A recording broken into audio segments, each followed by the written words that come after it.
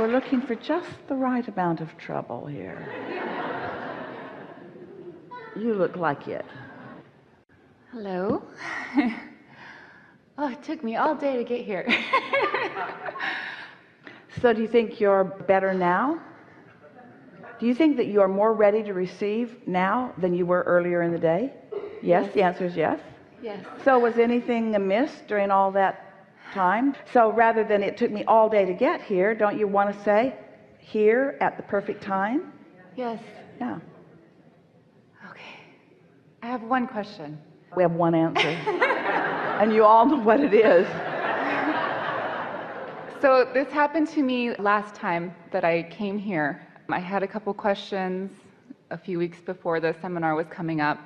And then as the seminar was getting closer, the question kind of dwindled, or the need to answer it, or the urge behind it kind of went away. And then by the time I get here, I don't have a question anymore. Well, that happens to everyone, especially at this point in the program, because every question that you have has been answered many times already here.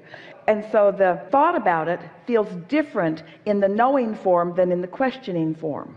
Yes. Think about that. The subject's still active within you, but what is absent is the not understanding. What's absent is the resisting. It goes back to the story that we told earlier about the woman who only thought she wanted something when she was feeling the discomfort of not having it. It's like questions feel sort of edgy, where answers feel more satisfying. And so you've just moved into knowing rather than in not knowing. How do I do that more? Never leave this room.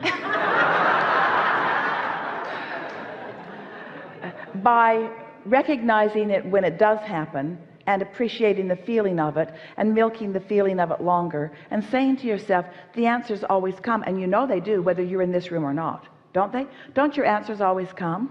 And don't you say, well, sooner or later it'll come, and I'd like it to be sooner. And so the way you make it sooner is by just doing a better job of tending to your vibration, making lists of positive aspects, and making lists of things that you appreciate, and basking more, and not spending much time thinking about important things unless it's early in the day and you know you're feeling good.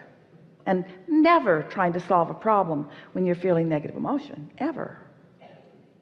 Right. Can't solve a problem when you're feeling negative emotion. You can just make the problem bigger. But bigger problems sometimes get more attention. Most humans, we told you that we love you. Most humans would rather have a negative feeling than a non-feeling, because a negative feeling feels like you're making progress, and we would like to soothe that in you. We would rather that you have a non-feeling rather than a negative feeling, because a non-feeling has no resistance in it, and your vortex will bubble up and reveal something to you, or you will realize what it has been revealing to you. So what do you want to talk about? We're winding down. Let's go. What is it? I'll just ask it. Focus, focus, focus, focus, focus. In my vortex, everyone's gonna laugh, but whatever. Now see what you're doing? See what you're doing? You're not even letting yourself get into the receptive mode without worrying about what somebody else has to say about it. Am I a billionaire in my vortex? Oh, way more. Really? Oh, way more. Way more than a measly billionaire. Way more. Vibrations turn to things, but those vibrations can't turn to things when you're still asking the question. You know, earlier when you said, I think I know the answer, and the difference between asking and not knowing and knowing. Mm-hmm. So you might want to practice what that feels like. What does it feel like to be wealthy in that way, to that degree? From your point of view, what does that feel like? Well, I went to a car show recently, and I saw all the really cool cars. So it feels like the freedom to choose. What else? I really like the cars. I want to drive fast and really cool Well, choose them, cars. but we want to get to the basis of this. What is the feeling? What does that kind of prosperity feel like vibrationally? Hear us. Look at us. We're trying to get you to take that billionaire that has turned to a thing, and we're trying to get you to feel the vibrational essence of it, which already exists.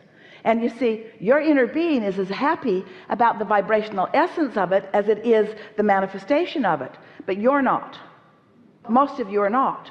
But if you could feel as happy about the vibrational essence of it, so that's what we're trying to get you to isolate. So what does that kind of financial freedom feel like? It's fun. It's fast. It's rich. It's unlimited. It's full. It's free. It's free-flowing. It's an ever-present sensation that I could choose. It enhances, it gooses up, it activates your desire to want to choose. It makes you reach out to more detail. It makes you want more ideas in your mind. It makes you want to put more choices on your palette. It causes you to want to be more definitive, to be more specific, to be more exact about your desires. It causes you to tighten up your thinking. When you capture the essence of that kind of prosperity, it makes you open your horizons. The word vision isn't even big enough. It makes you want to look further into the world. It causes you to feel your own expansiveness. And the biggest thing of all that it does is it makes you feel worthy beyond physical description. Because if you can turn that idea of that kind of manifested prosperity into the uncondition of the vibration, oh, you're in that place where you're now ready to let the universe yield to you. You see, you couldn't buy with your billions the concentration that Source has upon you. You can't buy that. You can't take your things and turn it to that vibration. The vibration turns to those things, but you can't take your things and turn it to that vibration. But you can accomplish that unconditional vibration just by knowing it exists. And it's the reason that we talk to you the way we do about the laws of the universe. It's the reason that we attempt to help you feel the realness of this vibrational reality that you can't see. It's why we want to help you know that it's real, even though you can't yet translate it into the billions or into the manifestation. So now that you are understanding a bit more who you are and why you're here, and that you are an extension of that, and that you are rich beyond physical interpretation, and that you are unlimited, and that the universe is responding to your every thought. That's how important you are. And as you begin to define your thoughts and to use the assistance of your inner being to feel where your thoughts are, and then you watch those fledgling thoughts turn to things, and those fledgling thoughts turn to things, and these even bigger thoughts turn into things, and these bigger thoughts turn to things. In time, you realize there are no limits, that nothing is off limit, that anything that you want can be. But now you're not mixed up. You're not trying to find the feeling because you found the billions first. You're letting the billions come from the feelings. That's what deliberate creation is. Because it's not things turning to thoughts. That's the way humans want to do it. They want to look around at things and think about them. But that's just regurgitation. You're a creator. You're not a regurgitator. You want your thoughts to turn to things. You want your vibrations to turn to thoughts. That's happening. That's step 2. You don't have to do that. Your vibrations are turning to thoughts. But you got to get into step 3, which is the receptive mode, so that you can begin translating those vibrations and those thoughts into those manifestations. And with everything you manifest, got lots of stuff, don't you? With everything you manifest, you begin to understand more and more. It wasn't the accumulation. It wasn't the ending place. It was the experience of the unfolding that you're all about anyway. That you're all about all day anyway. That receptive mode, once you get there and hang around in there a little bit, you won't want to go back. You won't want to go back to a time that you were less focused or less aware of how you feel or less willing to gravitate toward the thoughts that feel better.